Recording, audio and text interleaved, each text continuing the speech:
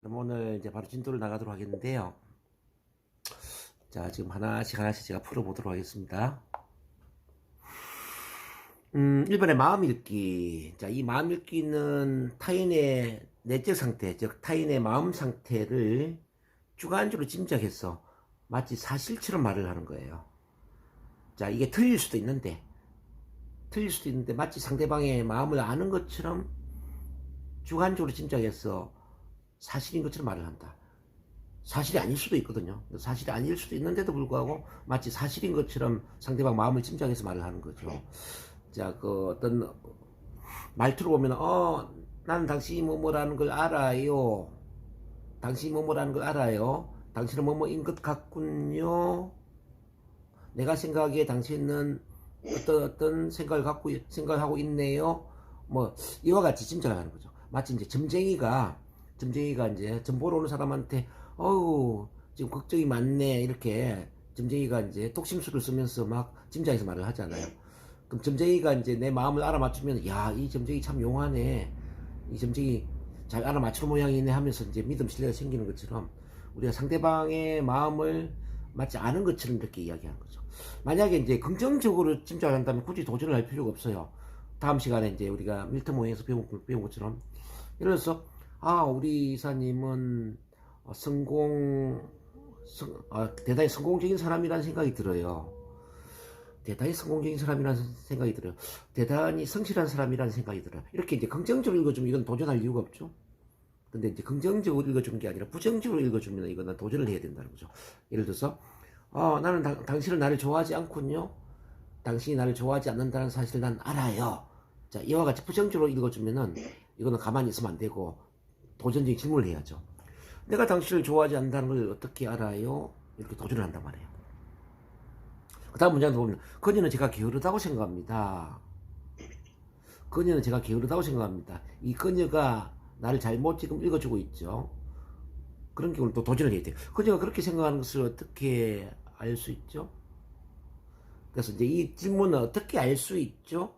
어떻게 알 수 있는가? 라는 쪽으로 질문을 해서 당신 생각이 틀릴 수도 있다라는 것을 질문을 통해서 일깨워주는 거죠. 일깨워주는 거죠. 자, 이런 말들은 굉장히 많이 하죠. 뭐, 점쟁이 화법을 많이 쓰죠. 오늘 큰일이 있었나 보네. 오늘 큰일이 있었나 보네. 이렇게, 얼굴 안색을 살피면서 이렇게 얘기할 수 있잖아요. 근데 큰일이 없었는데 큰일이 있었나 보네. 이렇게 물으면 어떻게 해야 될까요? 큰일이 있었는지 없었는지 어떻게 아시고 그런 말씀을 하세요? 이렇게 도전해야 되겠죠. 요즘 일이 잘 안 되나 보네. 요즘 일이 잘 안 되나 보네. 이렇게 질문할 수 있잖아요. 일이 잘 되는지 안 되는지 어떻게 알 수 있죠? 너 누구 만났나 보네. 누구 만나고 오나 보네. 내가 누굴 만났는지 안 만났는지 어떻게 알 수 있죠? 이렇게 이제 뭔가 잘못 읽으면은 어떻게 알 수 있죠? 이렇게 이제 도전적인 질문을 한다는 거죠. 근데 이제 이 마음 읽기가 자기 자신에게도 마음을 잘못 읽을 수가 있어요. 다른 사람의 마음을 잘못 읽을 수도 있지만 자기 자신에게도 부정적으로 마음을 읽을 수가 있다는 거죠. 예를 들어서, 나는 성격이 너무 소심한가 봐. 나는 성격이 너무 소심한가 봐. 이렇게 읽을 수가 있잖아요. 그럼 자신에게 도전히 질문해야죠. 내가 성격이 소심한지 아닌지 어떻게 알 수 있지? 나는 강의에는 별로 재능이 없나 봐. 나는 강의에는 별로 재능이 없나 봐. 이렇게 잘못 읽을 수가 있죠. 그럼 도전히 질문을 해야 돼요. 내가 강의에 재능이 있는지 없는지 어떻게 알 수 있지? 난 돈을 버는 데는 별로 재주가 없나 봐. 나 왜 돈을 왜 이렇게 못 벌지? 돈 버는 데는 재주가 없나 봐. 그럼 돈 버는 데 재주가 있는지 없는지 내가 어떻게 알지? 나는 인간관계를 잘 못하나 봐. 내가 인간관계를 잘하는지 못하는지 어떻게 알 수 있지? 자기 자신을 계속 부정적으로 마음을 읽는 경우들이 있거든요. 열등감을 갖고 있거나 자기를 사랑하지 못하고 남과 비교하고 시기 질투를 하고 경쟁하고 남의 눈치를 보는 이런 대인관계가 잘 안 되는 사람일수록 특히나 자기 자신의 마음을 잘못 읽어요. 자기 자신을 막 과소평가하죠. 나는 대인관계를 잘 못하나 봐. 나는 소심하나 봐. 자, 나는 눈치가 없나 봐. 나는 말을 잘 못하나 봐. 나는 발표 불안증 있나 봐. 나는 대인 공포증 있나 봐. 나는 영업에는 재주가 없나 봐. 나는 강의에는 재주가 없나 봐. 나는 말을 잘 못하는 사람인가 봐. 이렇게 계속 자기를 뭐뭐인가 봐, 뭐뭐인가 봐, 뭐뭐인 것 같아. 자신을 계속 부정적으로 이렇게 몰아간다는 얘기죠. 그런 경우는 자신에게 이렇게 이제 질문을 해야 돼요. 그런지 그렇지 않은지 어떻게 알 수 있지? 그런지 그렇지 않은지 어떻게 알 수 있지? 자, 이렇게 질문하는 거예요. 그래서 이제 다시 마음 읽기를 정리한다면은, 다른 사람이 내 마음을 잘못 읽어줄 때에도 그걸 어떻게 알 수 있죠? 이렇게 질문한다면, 나도 모르게 나 자신에게 내가 마음을 잘못 읽어주고 있을 때, 나를 계속 부정적으로 몰아가고 있을 때, 그때도 내가 그런지 아닌지 어떻게 알 수 있지? 자, 이렇게 질문해야 돼요. 내가 요즘 우울증에 걸렸나 봐. 우울증에 걸렸나 봐. 내가 공황장애가 있나 봐. 내가 불면증에 걸렸나 봐. 뭐 이렇게 병에 걸리지도 않았는데 계속 어떤 병에 걸린 것처럼 착각을 할 수도 있단 말이에요. 그런 경우는 그걸 내가 어떻게 알 수 있지? 자, 근거 제시를 할 수 있게끔 이렇게 스스로 질문을 하는 게 중요하다. 자, 이 말씀 드립니다. 당신은 나를 탐탁지 않는 사람으로 생각하는 것 같네요. 이렇게 만약에 누가 이야기했다면은, 내가 당신을 탐탁지 않은 사람으로 생각하는지 그렇지 않은지 어떻게 아세요? 자, 어떻게 아세요? 이렇게 질문을 하는 거죠. 네. 이제 밀트 모양에서는 긍정적인 마음 읽기를 해주는 거예요. 반대, 의도적으로. 예를 들어서, 당신은, 자, 대단히 성실한 사람인 것 같네요. 당신은 이 마음 공부에 대단히 관심을 많이 갖고 있는 것 같네요. 당신은 앞으로 돈을 많이 벌 것 같은 느낌이 드네요. 자, 당신은 올해 2024년도에는 대박을 터뜨릴 사람인 것처럼 느껴지네요. 당신은 자기 관리가 철저한 사람이라는 생각이 드네요. 이런 식으로 이제 긍정적으로 마음을 읽어주면 이거는 도전을 할 필요가 없는 거예요.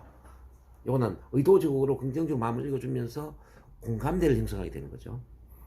그래서 이제 오늘 하는 이 마음 읽기와 내일 밀트 모양에서 하는 마음 읽기는 다르다는 걸 알아야 됩니다. 문장 구성은 비슷한데, 자, 오늘 하는 건 부정적으로 마음을 읽어줄 때 도전을 한다는 뜻이고, 내일은 의도적으로 긍정적으로 마음을 읽어준다는 뜻입니다. 자, 오케이. 의도적으로? 네, 그쵸. 자, 그러면은 한 가지를 배웠다 생각하고 이제 2번을 한번 넘어가 보겠습니다. 이제 계속 들어요? 아니, 이제 1번은 됐고, 이제 2번 마음 수행자 상실 설명할 거예요, 제가. 자, 네, 감사합니다. 이번에 수행자 상실. 자, 이 수행자 상실은 가치 판단을 할 때 그 판단자가 누군지 명확하지 않은 상태에서 일반화시켜 버린 겁니다. 자, 예를 들어서 가치 판단을 한다면 뭐가 있느냐 한번 생각해 봅니다. 뭐 옳다, 옳지 않다, 필요하다, 필요하지 않다, 뭐 중요하다, 중요하지 않다, 멋지다, 또는 뭐 나쁜 일이다. 뭐 이런 것들이 전부 가치 판단이겠죠, 이사님? 그렇죠? 다시 얘기합니다. 이건 메모를 좀 해놓는 게 좋아요. 이제 가치 판단이 뭐냐? 자, 옳다, 옳지 않다, 필요하다, 필요하지 않다, 뭐 중요하다, 중요하지 않다, 뭐 나쁘다, 멋지다. 자, 이런 것들이 좀 가치 판단인데요. 자, 이런 가치 판단을 하는데 그 가치 판단을 누가 하는지 그 주체를, 그 판단자를 밝히지 않는 거예요. 자, 예를 들어서 보세요. 그런 행동을 하는 건 옳지 않아요. 저 옳지 않아요 라고 지금 말을 했는데, 이 옳지 않다고 생각하는 사람이 누군지가 지금 숨겨져 있죠. 그래서 이런 경우는 어떻게 질문하냐면, 누구에 따르면 그렇다는 말씀이죠? 그 말은 누가 말했죠? 이렇게 질문해요. 근데 여기서 네. 그런 행동을 하는 것은 옳지 않다라고 했는데, 네. 이걸 누구라고 말을 해야 되는 거예요? 여자들은 아이가 있을 때 일하는 것은 옳지 않습니다. 이것도 보면은 누구의 판단이 몰라요. 그래서 그것은 누구의 말입니까? 이렇게 도전해야 되죠. 그것은 누구의 말입니까? 그러니까 여자들이 아이가 있을 때 일하는 것은 옳지 않다. 이거는 누가 판단했는지 지금 안 나와 있잖아요.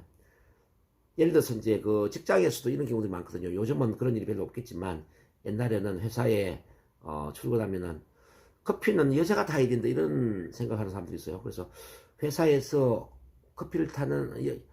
여자가 커피를 타는 일은 맞는 말이에요. 회사에서 커피를 여자가 타는 것은 옳은 일이에요. 뭐 이렇게 누가 이야기했다 그러면은 이게 맞지 않을 수가 있단 말이에요. 그러면 그런 도전을 해야 되겠죠.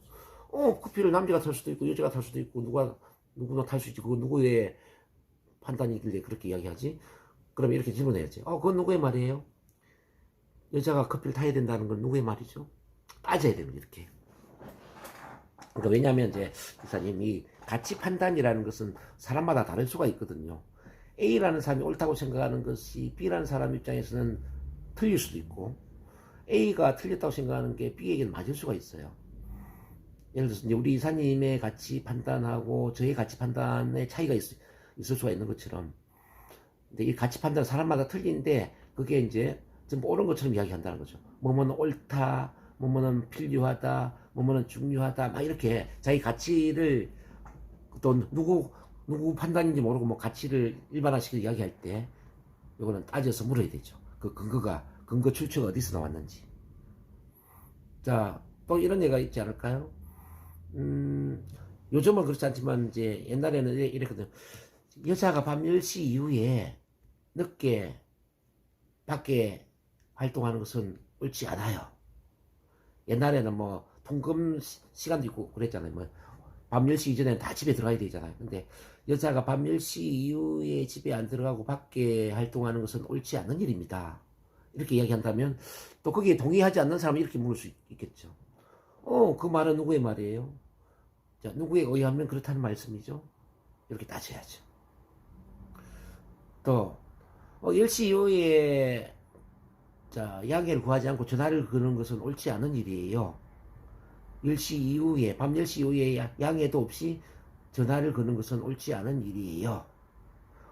그 다음에 또 아침 9시 이전에, 오전 9시 이전에 양해도 없이 전화를 거는 것은 옳지 않은 일이에요. 이렇게 생각하는 분들 많이 계시거든요. 우리 이사님도 아마 그런 비슷한 생각하고 계신 것 같은데.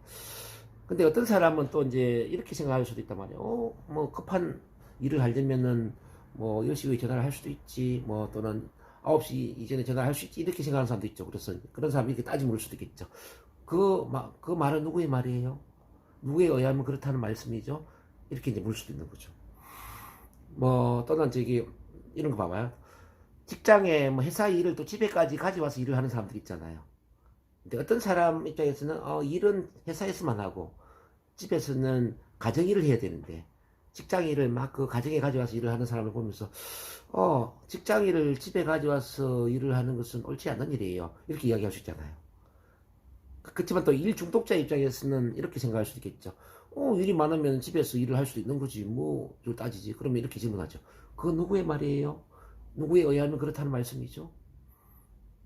누구에 의하면 그렇다는 말씀이죠. 이렇게 이제, 그 판단자를 따져 묻는 거죠. 이렇게 그래서 이제, 이 수행자 상실이라는 거는 이런 겁니다. 이제 출처도 없이 어떤 것이 옳다, 옳지 않다라고 계속 일반화시켜서 어떤 가치 판단을 이야기할 때 나의 가치 판단하고 좀 다를 때 말이죠. 이거는 좀 따져서 확인을 해야 되겠구나. 그런 느낌이 들면 그건 누구의 말이에요? 누구에 의하면 그렇다는 말씀이죠. 이렇게 이야기를 하는 게 중요하다는 거죠. 라포 형성이 안 된 상태에서 따져 물으면은 마음이 상하거나 관계가 훼손이 될 수 있으세요.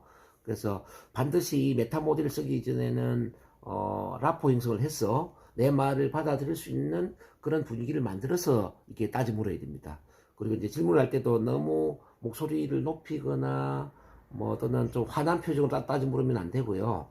자, 따져 묻더라도 편안한 표정으로, 편안한 목소리로, 자, 분위기를 긍정적으로 만들면서 따져 물어야 돼요. 그리고 이 메타 모델을 쓰는 게 아니라 내일 이제 밀트 모형을 배울 건데 밀트 모형을 한 80% 쓴다면 메타 모형을 한 20% 쓰면서 긍정적인 힘을 심어주면서 중간중간에 메타 모델을 쓰는 거죠. 요것만 계속 써버리면 사람들이 숨이 막혀가지고 쉽게 말하면 자 대화하는 게 오히려 더 힘들어질 수가 있다는 겁니다. 그러니까 중간중간에 한 번씩 쓴다라고 생각을 해야 되지 요것만 계속 쓰는 거 아니에요. 미리 말씀드립니다. 제가 교수님 좀 전에 우리 이사님이 했던 그 예문이 너무 좋아서 다시 한번 리뷰를 한다면, 자, 이 겨울에 정말 그 빙판에 미끄러질 수도 있는데도 불구하고 고무신을 신고, 산에 올라간다는 것은 너무나 위험한 일입니다. 자, 이렇게 이야기를 했을 때, 만약에 그게 자기 생각이 좀 다르다면, 그건 누구의 말이에요? 이렇게 질문할 수 있다는 거. 근데 지금 제가 볼 때 그거는 긍정적인 말이기 때문에 굳이 누구의 말이 따져 물을 필요는 없을 것 같아요. 정말 합당하다는 생각이 들거든요. 맞아. 겨울에는 빙판길이 미끄러운데 고무신 지금 미끄럽잖아. 근데 이 미끄러지면 정말 위험한데 조심해야 되겠구나. 이런 건 긍정적인 거죠. 그래서 앞서도 말씀드렸지만 이제 긍정적인 말을 이렇게 이제 메타 모형 위반을 할 경우는 굳이 도전할 필요가 없다. 이걸 다시 정리를 합니다. 여기까지 이해되셨죠, 이사님? 자, 수행계상실 이해되셨나요? 네. 그러면은 3번 넘어가도록 하겠습니다. 자, 인과관계를 지금 보겠습니다. 인과관계는 이제 원인과 결과의 관계입니다. 원인과 결과. 자, A 때문에 B 하다, A가 B를 뭐뭐하게 하다. 자, 이런 구조인데요. 자, 그런 경우 어떤 식으로 A가 B의 원인이 되는가, 어떤 식으로 X가 Y의 원인이 되는가, 이런 구조로 이제 질문을 해야 되거든요. 자, 예를 들면 예문 한번 봐봐요. 당신 때문에 화가 나 죽겠어요. 당신 때문에 화가 나 죽겠어요. 이 당신이 원인이고 화가 난 게 결과잖아요. 그럼 구체적으로 어떻게 내가 당신을 화나게 했나요? 이렇게 따져 볼 수가 있고, 그 다음에 또 문장을 보면 화가 나 죽겠어요. 화가 나서 원인이 되고 죽겠다가 결론이잖아요. 그럼 구체적으로 화가 나서 어떻게 죽겠다는 말씀이죠? 즉 화난다고 다 죽나요? 화난다고 다 죽나요? 이렇게 이제 물을 수가 있어. 그러니까 이제 구체적으로 어떻게 X가 Y의 원인이 되느냐, 이제 이런 질문을 해야 된다는 뜻입니다. 그 다음에 이제 이번에 또 예문을 보면 이렇게 나오죠. 그는 정말 나를 미치게 해. 그는 정말 나를 미치게 해. 그가 원인이라면은 나를 미치게 하는 게 결과가 되죠. 그래서 구체적으로 어떻게 그가 당신을 미치게 하나요? 자, 이와 같이 이제 인과관계의 경우는 구체적으로 어떻게 X가 Y의 원인이 됩니까? 이런 질문을 하는 게 중요하다는 뜻입니다. 자, 많은 분들이 저희 상담을 할 때 이유 변명을 가지고 오거든요. 이유 변명. 뭐뭐 때문에 뭐뭐하다. 자, 뭐뭐가 원인이 돼서 내가 이게 힘들다. 뭐 이런, 자, 이런 고민들을 많이 틀어놓죠. 예를 들어서, 어릴 때 우리 부모님이 저를 엄하게 키워서 지금 저는 소심한 성격이 되었어요. 자, 부모님이 너무 엄하셔서 제가 성격이 소심해졌어요. 자, 이렇게 변명을 할 수 있잖아요. 부모님 엄한 게 원인이고 성격이 소심한 게 결과라는 뜻인데, 그럼 이렇게 질문해야 되죠. 구체적으로 부모님이 어떻게 엄하셔서 성격이 소심했다는 말씀이죠? 이렇게 이제 그 원인과 결과를 꼬치꼬치 케어 물을 필요가 있죠. 그러면 뭐 엄한 것에 대해서 뭐 여러 이야기를 할 수도 있고, 뭐 소심한 성격에 대해서도 여러 가지 이야기를 하겠죠. 또 꼬치꼬치 캐물어야죠. 구체적으로 부모님이 어떻게 엄하셨나요? 구체적으로 지금 성격이 어떻게 소심하신데요? 자, 이렇게 물어가다가 부모님이 엄하시면 모든 사람은 다 소심할까요? 부모님이 엄하심에도 불구하고 소심하지 않는 사람은 없을까요? 이렇게 그 엄한 거하고 소심한 게 관계가 없다라는 걸 깨트려줘야 되죠. 우리가 대화를 할 때. 자, 사람들은 어떤 이유 변명을 대면은 이건 내 책임이 아니다. 내가 힘든 건 내 책임이 아니야. 이렇게 남의 탓을 해버린단 말이죠. 남의 탓을 하면은 당장은 편안하지만 도피처를 만들기 때문에 해결을 할 수가 없잖아요. 자, 우리 남편 잔소리가 너무 심해가지고요. 저는 한시도 편안한 날이 없어요. 자, 남편 잔소리가 아주 심하다는 게 원인이고 편안하지 않다라는 게 이제 결과잖아요. 구체적으로 남편이 어떻게 잔소리가 심하길래 편안하지 않다는 말씀인가요? 자, 이렇게 물론 질문하기 가장 원론적인 질문이에요. 근데 또 따지면 보면 남편이 구체적으로 어떻게 잔소리가 심하죠? 구체적으로 어떻게 편안하지 않는데요? 자, 이렇게 상황을 충분히 이야기를 듣고 마지막 이런 질문을 던질 수 있죠. 남편이 잔소리가 많음에도 불구하고 좀 편안하게 잘 사는 분은 없을까요? 자, 남편이 잔소리하는 그런 집안의 아내는 모두가 편안하지 않을까요? 자, 이런 질문을 통해서 뭐 남편 잔소리와 편안하지 않다는 게 크게 관계가 없다라는 거, 이런 것들 이제 깨우쳐 주는 거죠. 또 이제 저한테 오는 분 중에 이제 발표 불안 때문에 오는 분들이 이런 질문을 많이 해요. 저는 발표 불안 때문에 또는 너무 긴장되고 떨려서 발표를 잘할 수가 없습니다. 너무 긴장되고 떨려서 발표를 잘할 수가 없습니다. 이런 이야기예요. 그러니까 긴장 떨림이 원인이고 발표를 못하는 게 결과잖아요. 자, 긴장 떨림이 있음에도 불구하고 발표를 잘하는 사람은 없을까요? 긴장 떨림이 있으면 누구나 다 발표를 못할까요? 그건 아니거든요, 사실은.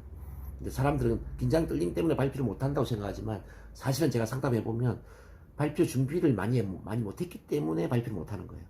근데도 불구하고 이제 준비를 안 한 상태에서 그냥 긴장 뚫림 때문에 발표를 못 한다고 이유 변명을 되는 거지. 이걸 이제 깨트려 주는 거죠. 긴장되고 뚫리지만 발표를 잘하는 사람은 없을까요? 예를 들어서 우리 MC 보는 강호동 씨 같은 경우에도 긴장 뚫림이 엄청 심했지만 최고의 MC로 인정을 받잖아요.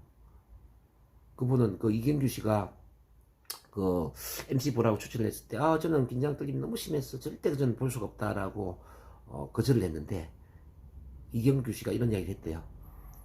네가 방송업계에 나가서 자, 성공하지 못한다면 내가 죽을 때까지 생활비 대줄게. 이렇게 이야기를 했다는 거죠. 그래서 실제 이제 그 MC를 보니까 많이 긴장되고 떨렸답니다. 긴장되고 떨린데도 불구하고 막 그 액션을 크게 하고 목소리도 크게 하고 크게 웃고 호탕하게 웃고 이러면서 이제 긴장 떨림을 뛰어넘어서 최고의 MC가 됐다라는 그런 이야기가 있는데요. 그래서 긴장 떨림이 있음에도 불구하고 이렇게 강호동 씨처럼 MC를 잘 보는 사람이 있는 것처럼 긴장 떨림이 있음에도 불구하고 발표를 잘하는 사람은 없을까요? 뭐 이와 같은 질문이 들어갈 수 있는 거죠. 자, 많은 분들이 이렇게 이제 이유도 아닌, 변명도 아닌 그 이유 변명을 대면서 자기는 뭐뭐 할 수 없다라고 생각합니다. 그럴 때는 임에도 불구하고 뭐뭐 할 수 있는 사람 없느냐 이런 질문, 또 구체적으로 어떻게 X가 Y의 운이 되느냐 이런 질문을 통해서 그걸 깨트려 줘야 된다. 자, 이렇게 이해를 하시면 되겠습니다. 이게 이해되시나요, 이사님? 너 때문에 화가 나서 미칠 것 같아. 너 때문에 화가 나서 미칠 것 같아. 라고 할 때는 지금 두 가지의 인간관계 문제가 있거든요. 너 때문에 화가 난다. 너가 원인 화가 난다가 결과. 화가 나서 미친다. 화가 원인 미친다가 결과잖아요. 그래서 두 가지 도전을 해야 돼요. 구체적으로 내가 너를 어떻게 화나게 했니? 라는 도전이 일단 필요하고요. 화가 난다고 다 미치니? 화가 난다고 다 미치니? 화가 난데 미치지 않는 사람은 없니? 자, 이런 도전을 이제 할 필요가 있겠죠. 싸우자는 거. 네. 자, 우리 잘하고 계세요. 자, 그 다음 넘어가도록 하겠습니다. 4번에 복문 등식을 봅니다. 자, 복문 등식을 한번 배워보겠습니다. 이건 두 가지의 경험이나 사건, 일이 별개일 수가 있는데, 즉 서로 관계가 없을 수도 있는데 서로 같은 것으로 동일시해서 말을 하는 거예요. 그러니까 두 가지 경험이나 두 가지 사건이나 두 가지 일이 서로 별개일 수가 있어. 서로 관계가 없는 일일 수가 있어요. 그런데 서로 같은 것으로 동일시해서 말을 한다는 거죠. 예를 들어서 X는 Y를 의미한다. X는 Y다. 이런 식으로 이야기하는 거죠.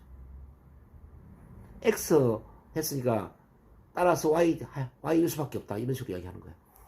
자, 1.1번에 선생님은 늘 저에게 야단을 치세요.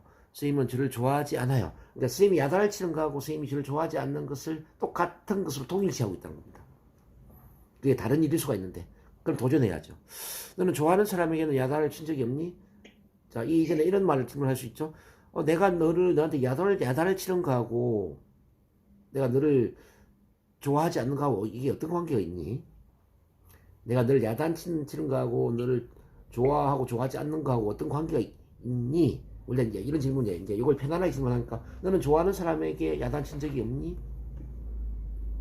그렇잖아요. 우리가 좋아하는 사람한테 야단 칠 수 있잖아요. 자, 좋아하는 제자한테 매를 한 대 더 때릴 수도 있는 거고, 또 부모 입장에서는 사랑하는 아들이나 사랑하는 딸한테 더 꾸지람을 할 수도 있는 거죠. 그렇지 않습니까? 그래서 이제 너는 좋아하는 사람에게 야단을 친 적이 없니? 이렇게 질문을 해야 된다는 거예요. 그 다음 두 번째 문제 보면 저는 시험에 떨어졌습니다. 저는 완전한 실패자입니다. 시험에 떨어진 거하고 완전한 실패자를 동일시하고 있는데요. 시험에 떨어진 것이 어떻게 당신을 실패자로 만듭니까? 자, 다른 말로 한다면 시험에 떨어진 사람은 다 실패자가 되었을까? 시험에 떨어진 사람은 다 실패자의 인생을 살까? 이렇게 질문해야죠. 사실 시험에 떨어졌지만 다시 재수를 하거나 삼수를 했어. 더 좋은 대학을 들어가고 더 멋지게 크게 성공한 사람들은 얼마든지 많이 있거든요. 자, 그래서 X가 Y를 의미한다라는 말을 할 때 구체적으로 어떻게 X가 Y를 의미하게 되니? 자, X임에도 불구하고 Y 하지 않는 사람은 없니? 이런 구조의 질문이 굉장히 중요합니다. X임에도 불구하고 Y가 아닌 사람은 없느냐? 그럼 예를 한 번 더 이제 생각해 본다면, 저는 말주변이 없어요. 저는 강사가 될 수는 없어요. 자, 말주변이 없어요, 저는. 그래서 강사가 되는 건 힘들어요. 자, 말주변이 없는 거하고 강사가 되는 것을 동일시하고 있거든요. 말주변이 없는 거하고 강사 될 수 없는 걸 동일시하고 있어. 그러면, 말주변이 좀 없음에도 불구하고, 뭐, 훈련을 통해 멋진 강사가 된 사람은 없을까요? 말주변이 좀 부족하지만, 멋진 동기부여 강사가 된 사람은 없을까요? 이런 질문을 던지는 겁니다. 자, 저는 돈이 없어요. 자, 사업에 성공하는 건 힘들어요. 자, 돈이 없는 거하고 사업에 하지 못하는 걸 동일시하고 있다는 거죠. 돈이 없음에도 사업에 성공하는 사람은 없을까요? 자, 원래 크게 사업에 성공하는 사람들의 특징들은 자본이 많아서 사업에 성공하기보다는 뭐 창의적인 아이디어라든지 또 주변 사람들의 어떤 협력이나 도움을 얻는다든지 이렇게 성공하는 사람들이 참 많거든요. 꼭 돈이 많아야만 사업에 성공하는 건 아니죠. 돈이 없음에도 불구하고 자기만의 재능, 창의적인 아이디어, 주변 사람들의 협력 이렇게 성공할 수도 있다는 거죠. 그래서 지금 이제 3번의 인과관계와 4번의 복문 등식은 사실 조금 비슷한 면도 없지 않아 있어요. 그래서 이제 도전하는 것도 좀 비슷합니다. 어떻게 X가 Y 원인이 되느냐가 인과관계의 도전이었다면은 4번 같은 경우는 어떻게 X가 Y를 의미하느냐 이렇게 도전을 하고 있죠. 비슷하기 때문에 뭐 약간 헷갈리더라도 그냥 비슷하게 써도 됩니다. 일단 거기까지 하고 예문 한번 만들어 볼게요. 자, 5번의 기본 가정입니다. 기본 가정은 이미 지난 시간에 공부했죠. 프리스포지션, 즉 전제를 깔고 이야기한다. 어떤 내용을 사실인 것처럼 가정하고 이야기한다는 거죠. 자, 우선 이거 이런 거 있잖아요. 카드로 결제하실래요? 현금으로 결제하실래요? 이렇게 A와 B를 선택하는 그런 경우에 나는 결제할 준비가 안 돼 있어요. 근데 카드로 결제하실래요? 현금으로 결제하실래요? 라고 할 때 우리는 도전해야 되죠. 거기 보면 기본 전제가 뭐냐면 결제를 한다는 게 기본 전제거든요. 그럼 결제를 한다는 것에 대해서 이렇게 질문하는 거죠. 내가 결제를 할지 그렇지 않을지 어떻게 아세요? 이렇게 이제 도전을 해야 된단 말이죠. 자, 결혼을 할 수 없는 결혼을 할 생각이 없는 그 연인에게 이제 연애를 하고 있는 상태예요. 자, 나는 결혼할 생각이 없는데 남자가 여자한테 우리 언제 결혼할까요? 라고 질문을 했을 때 나는 결혼할 생각이 없다면 이렇게 도전해야죠. 내가 결혼을 할지 안 할지 어떻게 아세요? 자, 이런 도전. 자, 그래서 이제 이게 기본 가정은 뭐냐면은 내가 아직 결정을 하지도 않았는데 내가 아직 생각도 없는데 상대방이 미리 기정사실하고 뭐 어떤 결제를 한다든지 결혼을 한다든지 뭐 밥을 먹는다든지 약속을 잡는다든지 그럴 경우는 도전적 질문을 할 필요가 있어요. 지금 이제 이 예문에도 보면은 만약 그가 내가 최선을 다했다는 사실을 안다면 나를 그렇게 부정적으로 평가하지 않았을 걸. 이것도 보면 내용이 보면 좀 부정적인 내용들이잖아요. 그럴 땐 도전을 해야 되는데 자, 이 한 문장에는 세 가지 기본 가정이 들어있어요. 이른바 나는 최선을 다했다라는 가정이 있고 그가 부정적으로 평가를 했다라는 그런 또 기본 가정이 있어요. 그리고 그러나 내가 최선을 다한 사실을 모른다라는 또 기본 가정이 있습니다. 이것에 대해서 이제 도전하는 거죠. 나는 최선을 다했다에 대해서 당신은 어떻게 하여 최선을 다하겠다는 선택을 했나요? 또는 당신은 어떻게 하여 최선을 다하셨나요? 이런 질문을 던질 수가 있고요. 그는 부정적으로 평가를 한 것에 대해서 구체적으로 어떻게 그가 부정적으로 평가를 했나요? 그리고 그는 최선을 다한 사실을 모른다에 대해서 그가 모른다는 사실을 어떻게 아시죠? 이렇게 구체적으로 어떻게라는 질문을 통해서 그 기본 과정에 대한 도전을 한다는 뜻입니다. 자, 기본 가정이 그 마음일지 어떻게랑 같은 건가요? 자, 여기 이제 질문 참 잘하셨어요. 자, 3번에 보면 그는 내가 최선을 다한 사실을 모른다. 그 부분은 바로 마음 읽기가 되는 겁니다. 그 3번에 기본 가정 3번에 마음 읽기로 한번 써주세요, 이사님.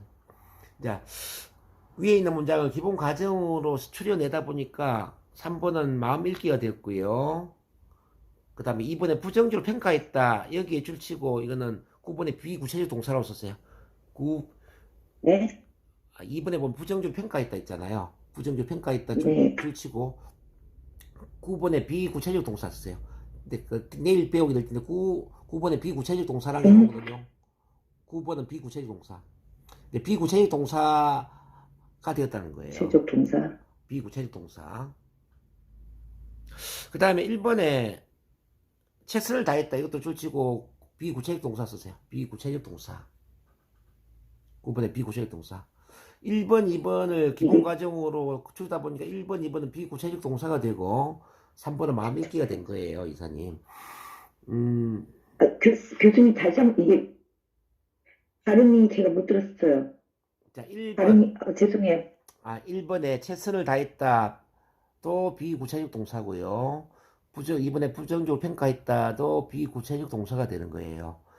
그 다음에 3번에 모른다. 이거는 뭐냐면 마음 읽기가 되는 거죠. 1번에 마음 읽기. 그래서 이제 기본 과정을 세 가지로 끌어내다 보니까 기본 과정 자체가 또 비구체적 동사나 마음 읽기로 바뀌었다는 뜻입니다. 이해되시나요? 그래서 이제 5번의 기본 과정 안에 그 문장 안에 비구체적 동사와 마음 읽기가 같이 포함되어 있다라는 걸 이해를 하시면 됩니다. 그래서 이제 마음 읽기는 이미 배우셨으니까 3번은 뭐 질문하는 거 쉽게 이해를 하실 것 같고 9번의 비구체적 동사는 아직 배우지 않았거든요. 이게 이제 내일 배울 건데 아니 뭐 오늘 문제 한번 볼게요. 자, 9번 한번 넘어가 보세요. 9번에 자 9번의 비구체적 동사를 한번 먼저 볼게요. 자, 막연한 동사를 사용하면서 책임 회피 구실을 한다 라고 할 때 이때는 구체적으로 어떤 식으로 이렇게 질문을 해야 되는데요. 그는 나를 거부했다. 거부했다가 지금 비구체적 동사죠. 그래서 구체적으로 어떻게 거부를 했나요? 구체적으로 어떻게 이렇게 질문해 줘야 돼요. 자, 이번에도 보면 저는 사물을 나쁘게 설명합니다. 나쁘게 설명합니다. 이게 비구체적 동사죠. 그러니까 이것도 마찬가지로 구체적으로 어떻게 나쁘게 설명합니까? 당신의 사물들을 구체적으로 어떻게 나쁘게 설명합니까? 이렇게 질문해야 돼요. 비구체적 동사를 구체적으로 어떻게 라고 질문을 하라는 뜻입니다. 이해되셨나요? 자, 그래서 다시 5번으로 돌아오면 5번에 기본 과정 세 가지를 추려서 보니까 최선을 다했다, 뭐 부정적으로 평가했다. 이게 다 비구체적 동사가 되었기 때문에 질문할 때는 구체적으로 어떻게 이렇게 질문하는 거죠. 당신 구체적으로 어떻게 최선을 다하셨나요? 자, 이번에 그는 구체적으로 어떻게 부정적으로 평가했나요? 이와 같은 질문을 한다 이 말이죠. 자, 근데 이제 이 기본 과정은 그 밀터 모형에서 다시 정리를 하겠지만은 3번의 인과관계와 4번의 풍문등식 이런 것도 기본 과정에 다 속할 수가 있어요.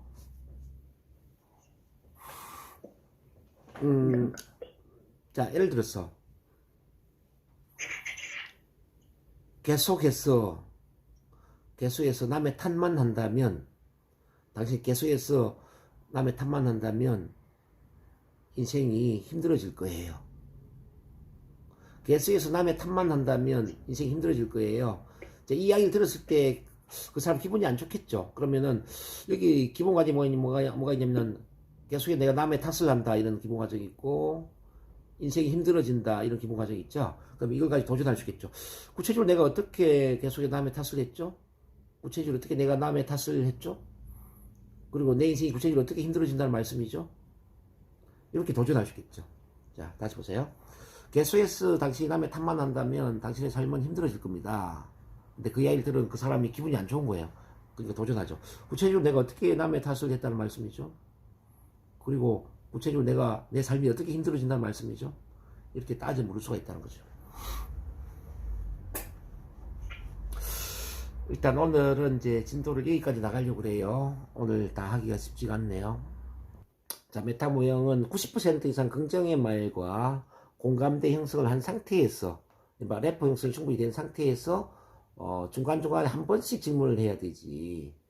계속 메타 모형만 쓰면은 오히려 정말 재수 없는 합법, 기분 나쁜 합법이 될 수 있다는 점을 제가 다시 한번 확인해 드립니다. 그리고 이제 다음 JS요. JS 교수님, JS. 네네. 그럴 수 있습니다. 그래서 처음에 그렇게 느낄 수 있습니다. 그래서 반드시 메타 모형은 다른 것과 섞어서 해야 된다는 거. 앞으로 이제 배울 합법이 많아요, 이사님. 메타 모형 있는 게 아니라 밀타 모형 있지. 그 다음에 또 우리 SOM이라는 게 있어요. SOM이 또 엄청난 합법인데, 이런 다양한 합법 속에 작은 하나로 존재하는 거지. 이게 전부는 절대 아니다. 그 말씀을 드립니다. 오케이. 그 정도를 일단 육포괄적 수량화. 포괄적 수량화라는 것은 일부를 전부 또는 전무한 것으로 표현을 하는 그런 내용인데요. 그 전부라는 것은 이거로 보면 every, 모든, everyone, 모든 사람. 이게 전부가 되겠죠. 그 다음에 never, 결코 뭐뭐하지 않다. no one, 아무도 뭐뭐하지 않다. 예, 이런 거는 전무가 되겠죠. 전무. 자, 이런 경우는 하나 더 적었어요. 이제 every 외에 이제 always, 이거는 always 항상이라는 단어가 있거든요. always, 항상. 그런 경우는 이제 그 말을 그대로 반복하면서 질문하는 거죠. 저는 항상 긴장되고 떨려요. 발표를 할 때 저는 항상 긴장되고 떨려요. 만약 그렇게 한다면 항상 떨려요. 한 번이라도 그렇지 않는 적은 없었나요? 이렇게 이제 항상이라는 단어를 가지고 질문한다는 거죠.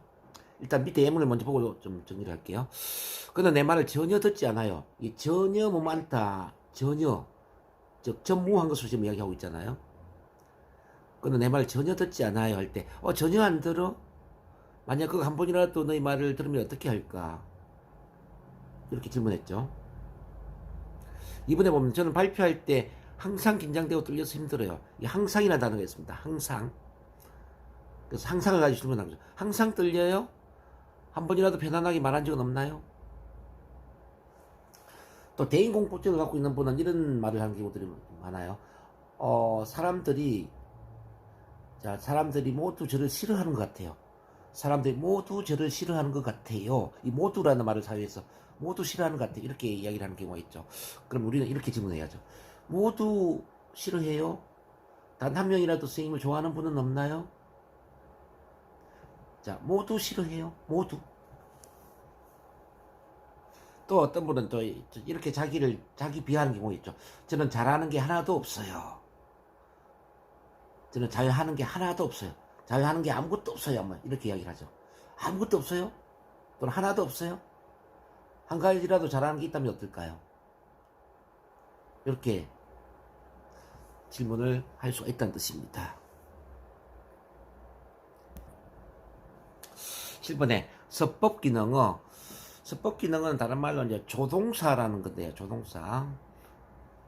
자, 필수성의 서법 기능은 필수성은 뭐뭐 해야 한다. should 뭐뭐 해야 한다. shouldn't 뭐뭐 하지 말아야 한다. must 뭐뭐 해야 한다. must not 뭐뭐 해서는 안 된다. have to 뭐뭐 할 필요가 있다. 자, have to 뭐뭐 해야 한다. 자, need to 뭐뭐 할 필요가 있다. 이런 게 다 이제 필수성입니다. 이 필수성의 서법 기능을 사용하는 분들은 주로 강박적인 생각을 하는 경우죠. 마음의 경계를 나누는 게 바로 강박인데요. 반드시 뭐뭐 해야 한다라는 사고를 함으로써 뭐뭐 하지 않으면 안 될 것 같은 그런 강박증을 갖게 되죠. 예를 들어 시험에 강박이 있는 사람은 나는 꼭 합격해야 된다. 또 운동에 대한 강박을 갖고 있는 사람은 나는 반드시 운동을 해야 된다. 또는 어떤 청결에 대한 강박을 갖고 있는 사람은 나는 밖에 나갔다가 들어오면 반드시 손을 5번 이상 씻어야 된다. 뭐 이런 게 있잖아요. 실제 그런 강박증을 갖고 있는 분이 계세요. 누군가와 악수를 하면은 반드시 손을 3번 이상 씻어야 된다.